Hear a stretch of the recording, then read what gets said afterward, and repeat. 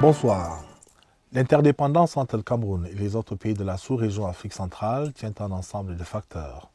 L'histoire, la géographie, l'appartenance commune à des institutions sous-régionales ou internationales, les identités socio-culturelles et pour tout dire une communauté de destin.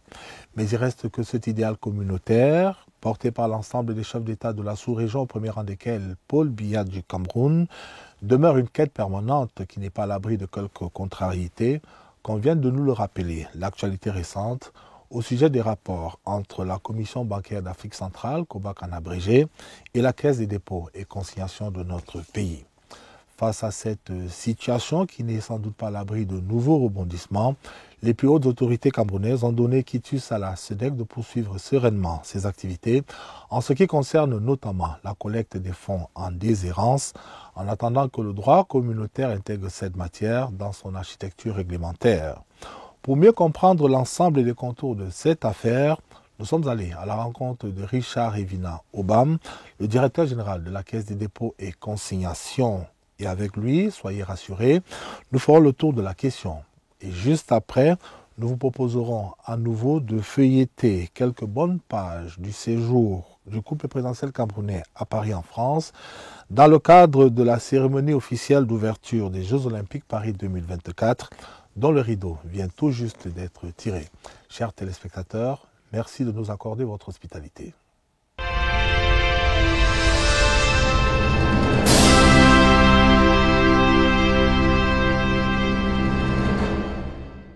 Richard Evina Obam, directeur général de la Caisse des dépôts et consignations, bonsoir. Bonsoir. Très heureux de vous recevoir à nouveau dans le cadre de ce magazine, Présidence Actu.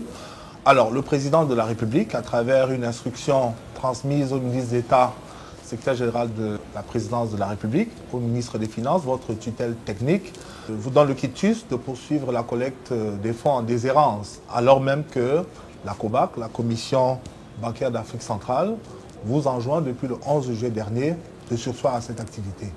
Alors, pour vous, c'est une victoire d'étape ou alors c'est une victoire définitive? À mon humble avis, il ne faut pas indiquer de parler de victoire. Il faut éviter tout triomphalisme parce qu'il ne s'agit pas d'une affaire personnelle, il s'agit d'une affaire d'État, une affaire publique pour laquelle il faut avoir la hauteur et le recul nécessaire pour garder toute sa lucidité pour son traitement. Et je voudrais tout simplement saluer la lucidité des autorités camerounaises au niveau supérieur qui ont procédé à ce recadrage face à ce que nous considérons comme un dérapage du gendarme du secteur bancaire, la COBAC, qui agit sans fondement juridique, sans en référer d'abord aux autorités camerounaises et de manière discriminatoire parce que la COBAC a laissé faire la Caisse des dépôts et de consignation gabonaise qui reçoit depuis plusieurs années aujourd'hui ses avoirs en déshérence. Donc je pense que la position des hautes autorités camerounaises est une position de recadrage qui permet de poursuivre sereinement et dans la légalité l'action qui consiste à faire transférer les avoirs dévolus à la Caisse des dépôts et consignations en application des dispositions pertinentes du décret du Premier ministre. Mais dites-moi, monsieur le directeur général, dans la dynamique d'intégration régionale, dans la poursuite, dans la quête de l'idéal communautaire, est-ce que ce bras de fer est un bon signal? Il faut dire que dans le processus de construction communautaire, ici comme ailleurs, il arrive qu'il y ait des incompréhensions entre les États et les instances communautaires, mais tout finit toujours par s'arranger parce que l'idéal est un idéal d'harmonisation et de coordination d'un certain nombre d'activités en fonction des textes préétablis et des textes que doivent respecter les États et que doivent respecter toutes les institutions et tous les organes de la communauté. Qu'est-ce qui, au fond, justifie votre refus de vous exécuter aux prescriptions du régulateur que vous avez appelé, désigné si bien le gendarme de la Alors, sous-région? nous avons une première objection qui est celle d'une lettre, en fait, qui est adressée aux établissements de crédit, leur demandant de surseoir à tout transfert des avoirs en déshérence à la Caisse de dépôt et consignation. Nous estimons que cette lettre n'a pas de base juridique. Elle n'a pas de base juridique parce que l'activité de dépôt et consignation est une activité souveraine, elle est nationale, elle est régie par l'ordre juridique interne et aucun texte au plan communautaire ne consacre cette activité. Elle ne fait pas partie des matières qui ont été transférées à la communauté. Nous avons une deuxième objection parce que c'est une lettre qui est discriminatoire. Elle est manifestement discriminatoire parce que la Caisse de dépôt gabonaise fait cette activité depuis plusieurs années. On n'a pas vu la COBAC intervenir. La COBAC qui a d'ailleurs son siège à Libreville. À Libreville, oui, mais subitement, lorsque le Cameroun décide d'opérationnaliser sa Caisse de dépôt et consignation, sous la pression de certaines banques civiques bien connues, et d'autres acteurs qui agissent en sourdine, qui agissent de manière souterraine pour troubler, pour brouiller le chemin de l'opérationnalisation de la Caisse de dépôt et consignation, et surtout ces banques civiques qui veulent continuer de bénéficier de cette manne que constituent les avoirs en déshérence. Mais depuis la signature de cette correspondance, est-ce que vous êtes entré en contact avec la COBAC, avec le régulateur? Si oui, qu'est-ce qui vous a été répondu là-bas? Alors, nous avons effectivement fait un voyage à Libreville pour une réunion de concertation avec la COBAC. Mais le secrétaire général de la COBAC nous a plutôt préparé un agenda qui n'était pas... Oui, ils ne nous ont pas écoutés. Ils ne nous ont pas écoutés. Nous avons voulu faire valoir le caractère discriminatoire de cette lettre qu'il fallait immédiatement rapporter, suivant la position des autorités camerounaises.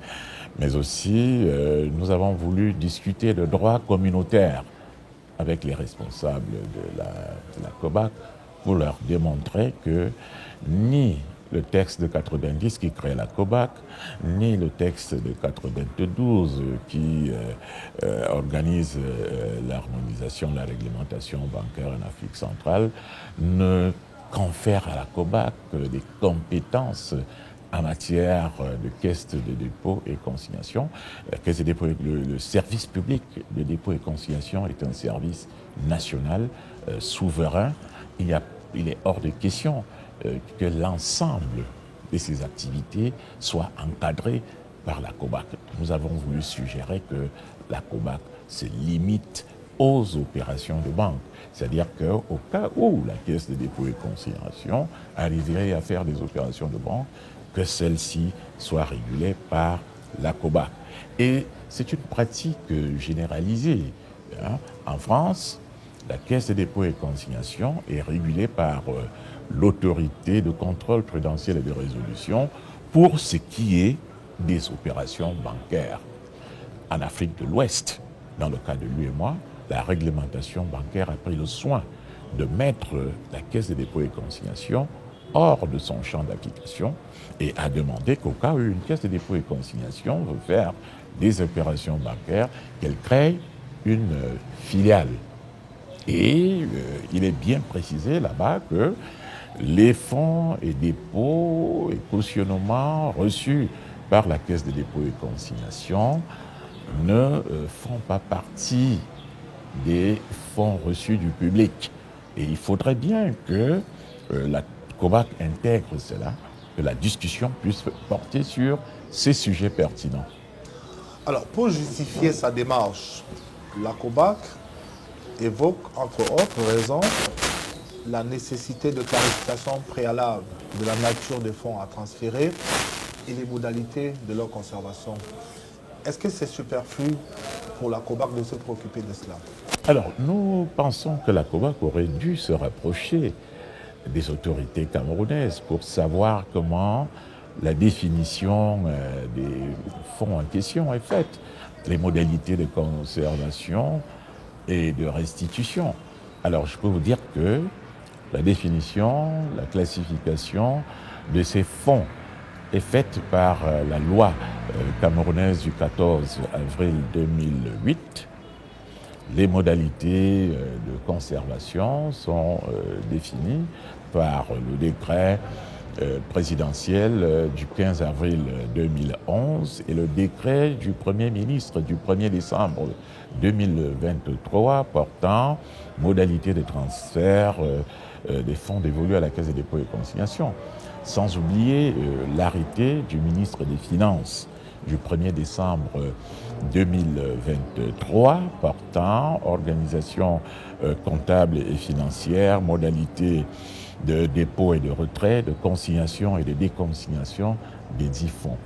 Et tout ceci est clôturé par un ensemble de conventions qui sont signées entre les banques et la Caisse des dépôts et consignations. Le dispositif, l'arsenal juridique pour la connaissance de ces fonds, leur conservation, leur modalité de restitution a été bien organisé dans le cadre de l'ordre juridique national. Mais comme c'est une question en débat, justement, c'est l'occasion pour nous de savoir quelle est la nature des fonds à transférer et puis comment est-ce que vous entendez les conserver ou alors comment vous les conservez déjà et même à partir de quel délai des fonds sont considérés comme étant en déshérence.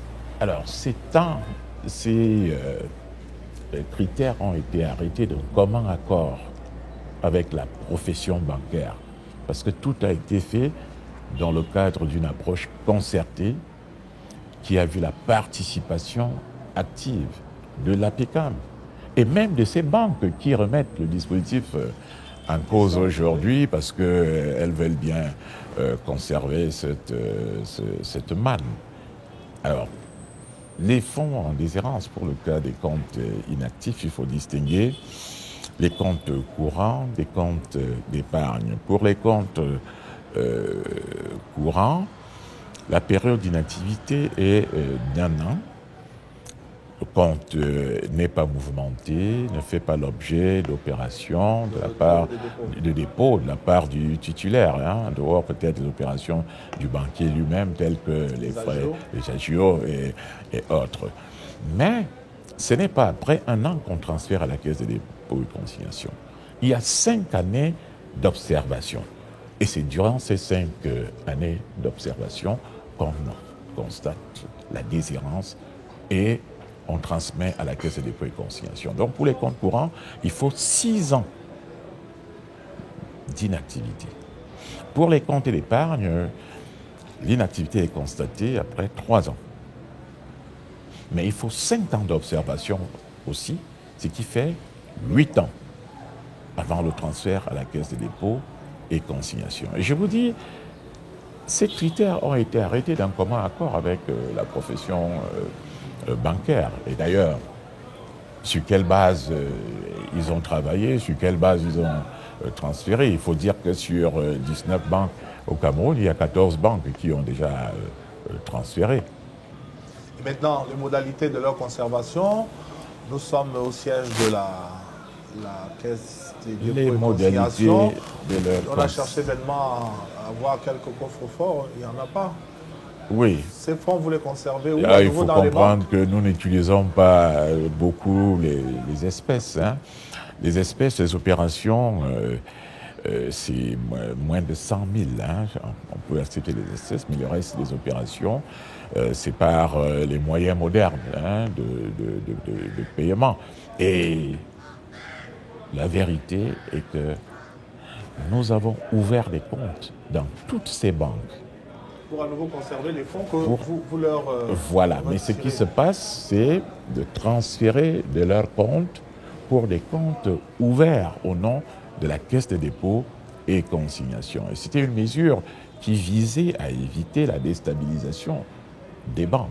C'est une mesure qui a été concédée par le Premier ministre chef du gouvernement, que les comptes en période transitoire ne bougent pas. Et c'est pour cela que ces comptes ont été ouverts au sein des banques, parce que la Caisse de dépôt et consignation est un acteur financier qui participe à l'amélioration de la liquidité du système bancaire. Mais dites-moi, Richard et Dina Obama, quelle garantie avez-vous ou aurez-vous que ces banques ne vont pas à nouveau utiliser ces fonds les banques ne vont pas utiliser... Pour les utiliser comme elles le faisaient avant votre arrivée? Les titulaires des comptes ont changé. Le titulaire, c'est désormais la Caisse de dépôt et consignation. C'est elle qui peut utiliser cet argent. Mais le compte est ouvert. Est domicilié dans ces banques. Mais ils ne peuvent pas l'utiliser sans notre... Ils ne peuvent pas l'utiliser sans notre accord. Vous avez ouvert un compte dans une banque. Vous pensez que la banque va utiliser votre argent sans votre accord? Non. Maintenant, quel usage vous feriez de ces fonds, les dépenses que vous collectez? Alors, il y a deux pans d'activité s'agissant de ces fonds et des autres multiples fonds. Parce que je ne sais pas pourquoi il y a une focalisation sur les avoirs en déshérence, peut-être. Mais il y a d'autres types de fonds qui reviennent à la Caisse des dépôts et consignations. Le premier pan d'activité de la Caisse des dépôts et consignations, c'est la conservation et la sécurisation de ces fonds. Parce que c'est s'il apparaît que c'est finalement au sein des mêmes établissements bancaires, nous faisons confiance à notre système bancaire et nous participons à son développement. Donc la première des choses, c'est conserver, sécuriser en tant que tiers de confiance ces fonds.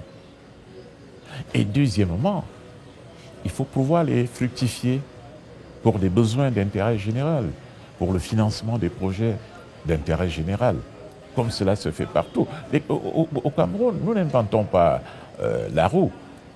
Faisons un effort de curiosité intellectuelle sur les places internationales, sur la comparaison internationale, un peu de benchmark, pour voir comment ça se passe ailleurs. Donc, ces fonds, on les sécurise, parce que c'est des fonds des tiers qui doivent être restitués à la première demande, mais aussi, c'est des fonds que nous sommes appelés à fructifier en tant que participants au développement économique de notre pays en fonction des priorités fixées par le gouvernement. C'est-à-dire qu'on pourrait utiliser cet argent pour construire des routes, des autoroutes Bien sûr. Le texte créant la Caisse de dépôt et consignation dit que cette dernière contribue au développement économique du pays en fonction des priorités définies par le gouvernement.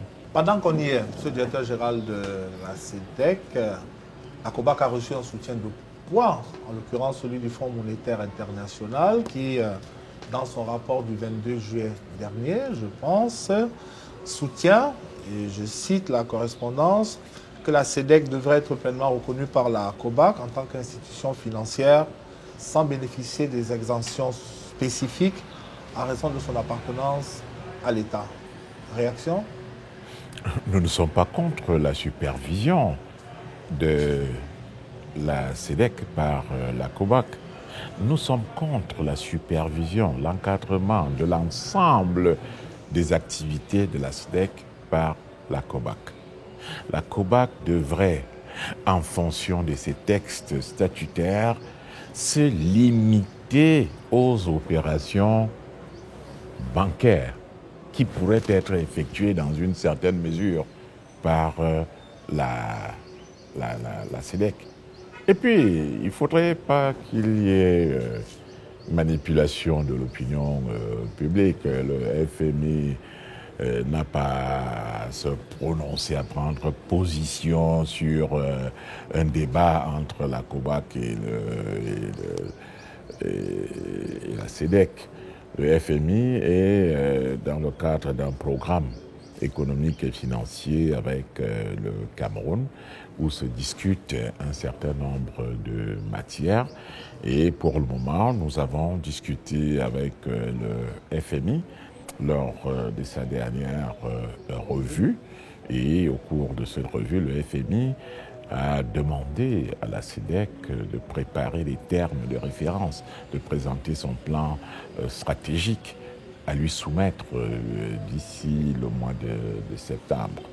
Mais, comme vous le savez, ceux qui sont pour la non-opérationnalisation de la Caisse des dépôts et consignations font feu de tout bois. Ils sont nombreux Ils sont très nombreux. Ils sont nombreux, c'est-à-dire qu'il y a dedans un groupe de banques qui font dans la résistance. Mais il faut reconnaître aussi qu'il y a des acteurs qui agissent informellement, qui ne veulent pas voir les choses avancer. Comme on dit en football, nous avons parfois des défenseurs qui marquent des buts dans leur propre camp. Et ça, on le sait, on les connaît. Et puis... Alors, on vous a entendu dire que, à travers sa démarche, la COBAC violait la souveraineté nationale, la souveraineté du Cameroun. Or, un principe de droit bien connu veut que les textes supranationaux ont prééminence sur les textes nationaux. Oui, sur le principe, un texte supranational. Et donc, du coup, quand la COBAC dit qu'elle veille aux intérêts des sur épargnants, l'ordre juridique interne. Quand c'est un règlement, d'ailleurs, il a une application directe et immédiate. OK? Mais il faudrait qu'on reste sur les matières. Vous comprenez? Un texte supranational reste encadré par le droit communautaire qui prévoit les matières qui sont transférées au niveau supranational. Et lorsque vous lisez la Convention du 25 juin 2008 sur l'Union monétaire à l'Afrique centrale et celle toujours du même jour sur l'Union économique d'Afrique centrale, nulle part vous ne verrez insérer le service public de dépôt et consignation.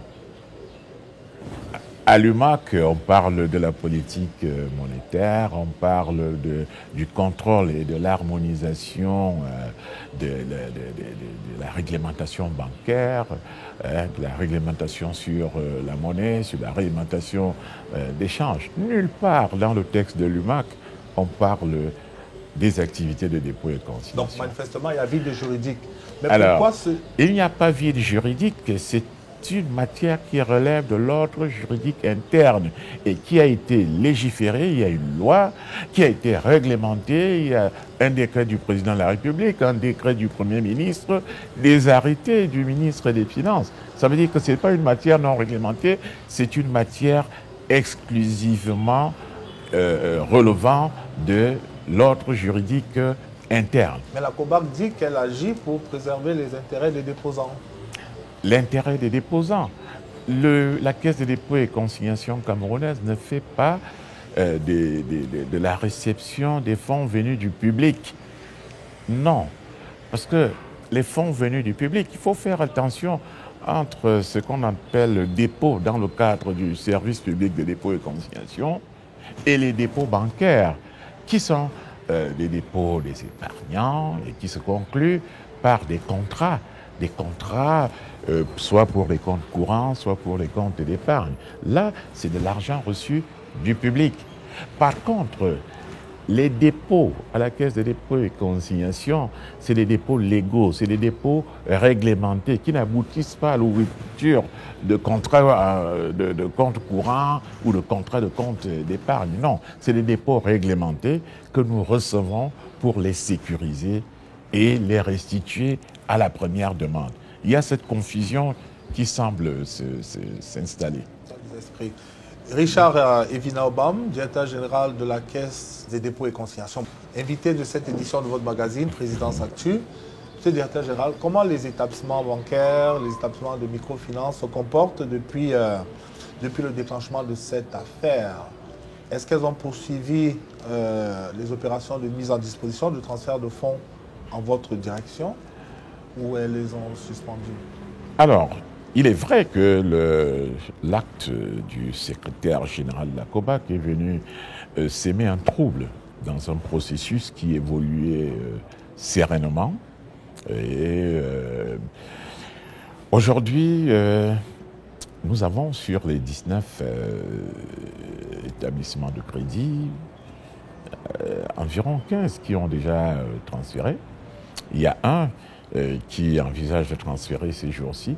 Donc, il faut comprendre qu'au sein du monde des établissements de crédit, il y en a qui sont citoyens, et il y en a qui sont inciviques, il y en a qui veulent faire de la résistance et qui font feu de tout bois pour éviter, pour troubler, pour contrarier le processus d'opérationnalisation de la Caisse des dépôts et consignations et continuer de bénéficier de cette manne financière que constituent les avoirs en déshérence.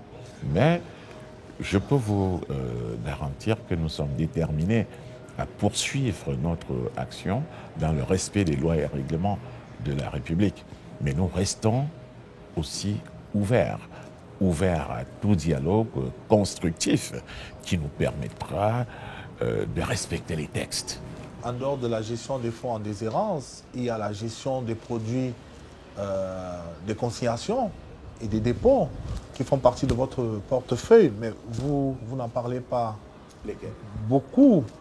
Il y a bien d'autres... Oui, par exemple les consignations judiciaires. Par exemple, les amendes judiciaires. Oui. Pourquoi vous n'en faites pas? Cette gestion ne vous préoccupe pas autant que celle des fonds en déshérence? Si vous dites vu que... de loin.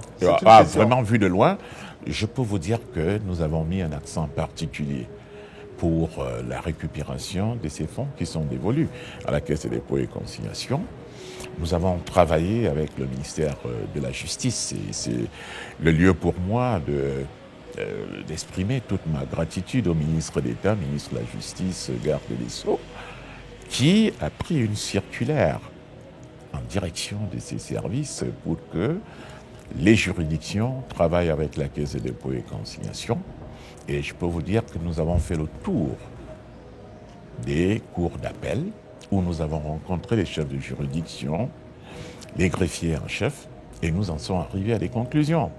Des conclusions sur des montants de consignation judiciaire à transférer immédiatement, des montants des consignations judiciaires à transférer de manière différée, mais aussi un certain type de consignation qu'on ne peut pas transférer tout de suite. Les travaux se sont déroulés dans une ambiance très bonne. Nous avons fait un rapport au ministre d'État, chargé de la Justice, garde des Sceaux, qui devra donner le signal pour que les transferts commencent. Et je peux vous dire que ça a été un exemple dans la collaboration. Vous savez, dans les milieux de la justice, c'est des hommes de loi. Ils savent ce que c'est que la loi dans une république. Et je pense que il est difficile de dire que nous négligeons cet aspect. Non, nous sommes en rapport avec l'ensemble des professions judiciaires. Avec les notaires, nous essayons d'avancer, avec les huissiers aussi. Vous n'avez pas peur que les résistances que l'on observe chez les banquiers, que vous ayez à faire face aux mêmes résistances? Il faut comprendre qu'il y a des résistances partout. Nous avons un champ de ressources qui va des consignations judiciaires aux consignations administratives, en passant par les consignations conventionnelles et les dépôts. Mais je peux vous dire qu'il y a effectivement une tendance générale à la résistance. Et c'est normal. C'est normal. Le changement n'est pas toujours quelque chose d'automatique. Il faut assurer une bonne conduite du changement à travers les concertations, à travers la communication, à travers l'écoute de la réalité. Et c'est ce que nous essayons de faire depuis que nous sommes à la Caisse des dépôts et consignations. C'est pas facile, mais c'est faisable. D'autres grandes interrogations est celle de savoir si vous disposez de l'expertise technique pour accomplir l'ensemble des missions que vous confèrent les textes portant création de la Caisse des dépôts et consignations, M. le directeur général. Je peux vous dire oui, sans embâche. sans embâche. Il faut d'abord voir le casting qui a été fait par les hautes autorités de la République au niveau du management, du top management. On a choisi de mettre ensemble une expertise de hauts fonctionnaires et une expertise venant du monde de la banque. Et je peux vous dire que actuellement, dans nos effectifs, nous avons des bons juristes, des financiers, des économistes, et le choix a été fait au sein de certaines institutions de la place. Le choix a été fait dans le milieu de la banque. Le choix a été fait dans le milieu universitaire. Donc c'est vraiment un mélange d'expertise multiples en raison du caractère pluriel des activités de la caisse de dépôt. Et je pense que c'est une expertise qui, dans les prochains mois, dans les prochaines années, permettra à la caisse de dépôt et consignation de devenir un acteur décisif pour le système financier camerounais et pour son développement économique. Qu'est-ce qui garantit que si d'aventure un épargnant, pour une raison ou une autre, venait à retirer ses fonds logés à la SEDEC, qu'il n'aura pas à faire face aux fourches codines, des fameux 20%, 30%, une pratique qui ne vous est pas étrangère? Bon, moi, je refuse qu'on parle d'épargnants. Pour le moment, nous ne faisons pas encore de l'épargne à la Caisse de dépôt et consignation. Et c'est la confusion qui est entretenue au niveau de la COBAC. Bon, mais parlons d'un usager. Nous avons des bénéficiaires et des ayants droit. C'est-à-dire que lorsque le bénéficiaire est décédé, par exemple. Maintenant, la pratique des 30%, je peux vous garantir que le dispositif de gouvernance qui est mis à la Caisse de dépôt et consignation nous permet de prévenir un certain nombre de dérapages. Nous avons un code de déontologie et des structures mises sur place pour assurer les sécurités nécessaires. Nous avons une direction de l'audit, une direction de la gestion des risques, une direction de la conformité et du contrôle permanent. Le conseil d'administration a un comité de surveillance. Nos comptes sont certifiés par les commissaires aux comptes et nous sommes soumis à tous les organes de contrôle que sont au Cameroun le contrôle supérieur de l'État, la Chambre des comptes et même les structures de contrôle du ministère des Finances. Tout ce dispositif permet d'encadrer dans le sens de l'éthique les activités de la Caisse de dépôt et consignation parce qu'elle va grandir. Il y aura beaucoup de ressources et beaucoup de risques. C'est pour cela que nous prenons toutes ces dispositions en amont. Alors, nous, on aime bien les chiffres dans cette émission, M. le Directeur général. Vous avez parlé des 15 établissements bancaires qui ont déjà accepté de se plier à cette exigence légale. Pour quel montant? Environ 35 milliards.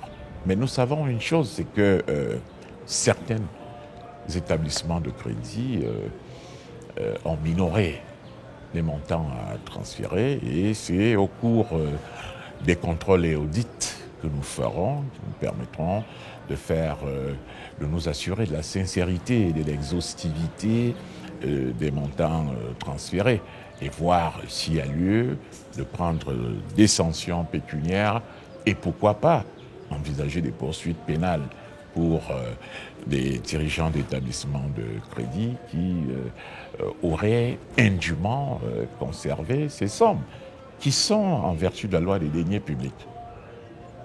C'est prévu par la loi également? Par la loi. Alors, vos contradicteurs, encore eux, excitent le fait qu'a priori, dans une transaction entre deux parties, en l'occurrence la banque et l'épargnant, il n'existe pas de raison objective que celle-ci soit violée par un tiers, fût-il l'État, du moins sans son accord, sans l'accord de l'épargnant. Oui. Pour s'étonner de cette interférence ce passage en force, qu'ils considèrent comme un passage en force. Ce n'est pas un passage en force, c'est l'organisation de la cité, hein, c'est l'organisation des choses dans une république. La république est régie par les lois. Cette interférence de la Caisse des dépôts dans une relation contractuelle est prévue par la loi. Et dans le cas d'espèce, je peux vous dire qu'en ce qui concerne particulièrement les avoirs en déshérence, lorsque ces avoirs sont transférés à la Caisse des dépôts et consignations, la banque clôture les comptes en question, dont le lien contractuel est dissous en ce moment. Et d'ailleurs, quand on dit avoir en déshérence, ça veut dire que le titulaire n'est plus visible, il ne s'est pas manifesté. Et puis, il peut disparaître, mais réapparaître. Réapparaître pour être restitué dans ses droits. Parce que le principe dans le modèle économique d'une caisse de dépôt et consignation, c'est sécuriser, rentabiliser en fructifiant, mais aussi être en mesure, constituer des fonds propres qui permettent de restituer à la première demande. Et parlant d'intrusion, il y a ce qu'on appelle l'ordre public économique qui permet à l'État, de manière directive et en vertu de la protection des plus faibles, de regarder toujours si le bon ordre est suivi et l'État est dans son rôle en matière d'ordre public économique. Mais maintenant que la SEDEC décide, et vous l'avez dit, d'utiliser les fonds reçus pour financer l'activité économique, est-ce que vous n'empiétez pas dans ce qui constitue le cœur des métiers même, des établissements de crédit, des microfinances? Alors, dans la philosophie des activités d'une caisse de dépôt, c'est plutôt de la complémentarité. Vous connaissez les insuffisances de notre système bancaire.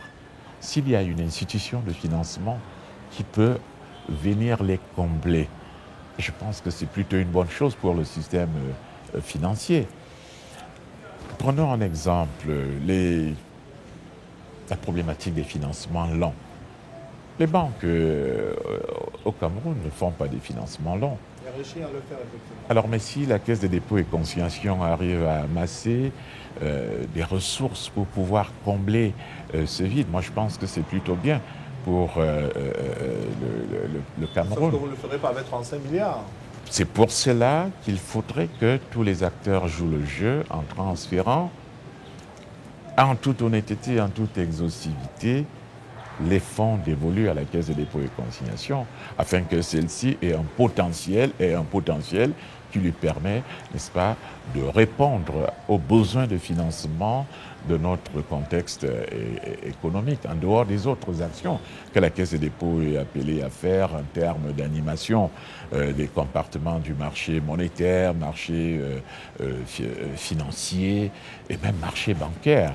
La Caisse de dépôt est multidimensionnelle, elle est un acteur financier complémentaire qui apporte de la liquidité au système financier et qui participe ainsi au développement économique du pays.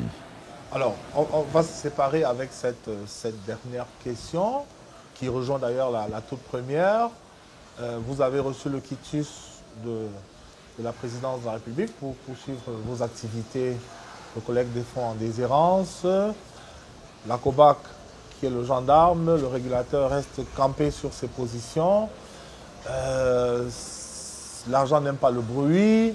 Comment vous entrevoyez l'avenir devant ce qui apparaît de toute évidence comme un dialogue de sourds jusque-là? Je pense que ce ne serait pas un dialogue de sourds si les différents acteurs font montre de responsabilité, mais surtout de patriotisme pour certains. Parce qu'il y a une réelle problématique de patriotisme qui se pose. Il faudrait qu'on comprenne très bien que cet instrument a été voulu par les plus hautes autorités de notre pays dans le cadre de leur programme. et que ce n'est pas un instrument qui vient perturber l'ordre existant, mais plutôt un instrument qui est complémentaire dans la marche vers l'émergence. Le Cameroun a besoin de nouveaux modes de financement et la question se pose de savoir pourquoi ce qui réussit ailleurs, au Maroc, au Sénégal, au Gabon, tarde à réussir au Cameroun. Vous savez, entre la création de la Caisse des dépôts en 2008 et la nomination des dirigeants, il s'est écoulé plus de 15 ans. Pourquoi notre pays doit toujours être à la traîne lorsqu'il faut faire des réformes constructives et productives? That's the question. Richard Evinaobam, directeur général de la Caisse des dépôts et consignations, merci d'avoir accepté une fois encore notre invitation. Merci surtout d'avoir accepté d'échanger en toute franchise avec la liberté de ton qu'on vous connaît dans le cadre de cette émission. C'est moi qui vous remercie.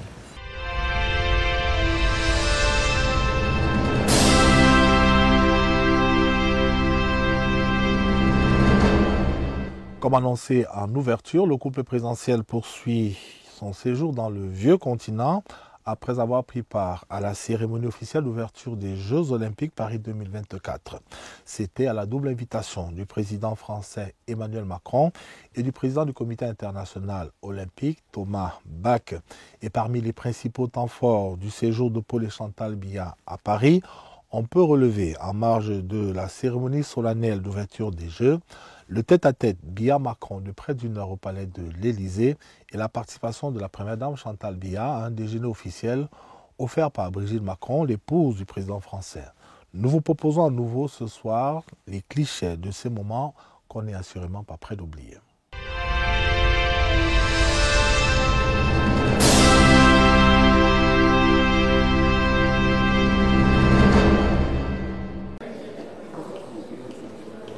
Une dizaine de minutes avant 13h ici à Paris, ce vendredi 26 juillet 2024, le président de la République, Paul Biya, quitte ses appartements privés du Four Seasons Georges V Hôtel pour prendre la direction de l'Élysée, où l'attend déjà son homologue français, Emmanuel Macron. Malgré un agenda fort chargé et un volume de sollicitations très élevé et fort compréhensible en ce jour d'ouverture officielle des Jeux Olympiques Paris 2024, le président français a tenu à recevoir son homologue camerounais. C'est donc logiquement un tête-à-tête qui témoigne de l'excellente trajectoire actuelle de l'axe Yaoundé-Paris et qui assurément sert de marqueur dans la relation entre les deux pays. Le tête-à-tête Biya-Macron de ce 26 juillet 2026 a pour cadre l'un des salons des jardins de l'Élysée. Heureuse coïncidence, cette rencontre se tient 2 années jour pour jour après l'audience entre les deux dirigeants à Yaoundé lors de la visite officielle du président Macron au Cameroun.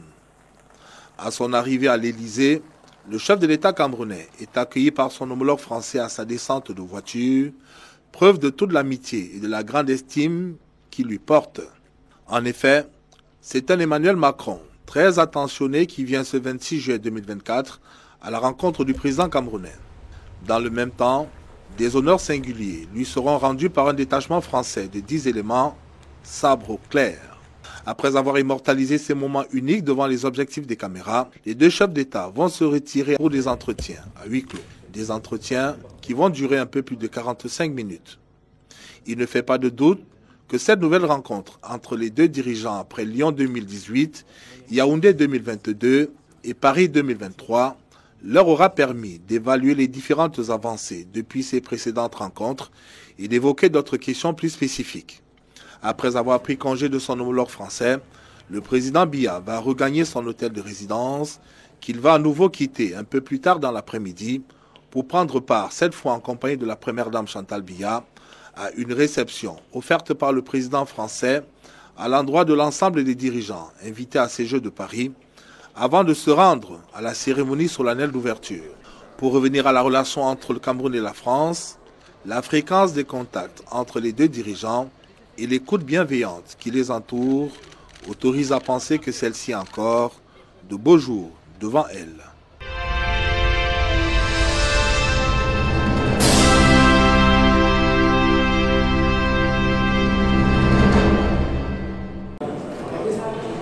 hall du palace Four Seasons Georges V de Paris, pépinière d'une hospitalité légendaire, des bouquets originaux qui transmettent un message d'amitié et de cordialité fort.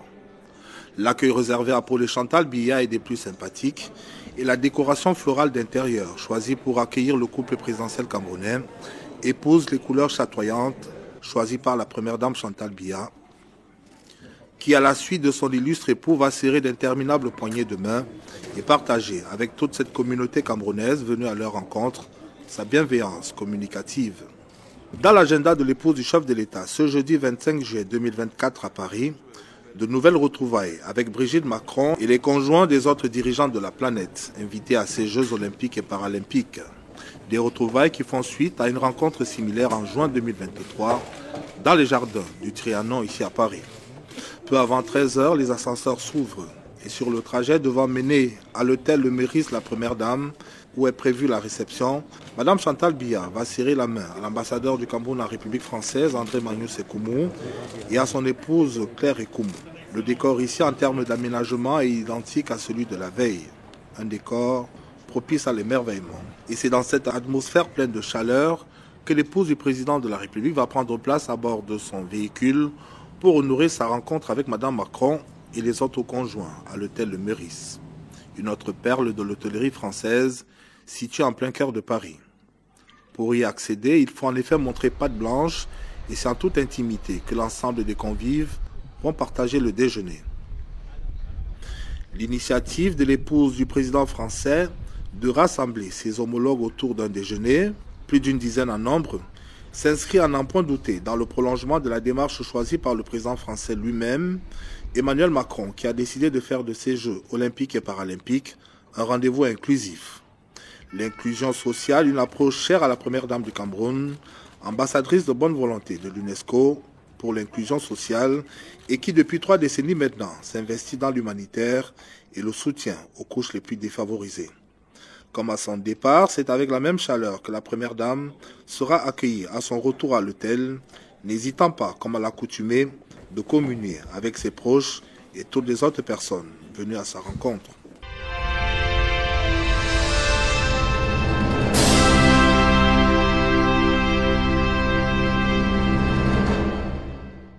Cette édition de votre magazine est à présent terminée. Merci de l'avoir regardée.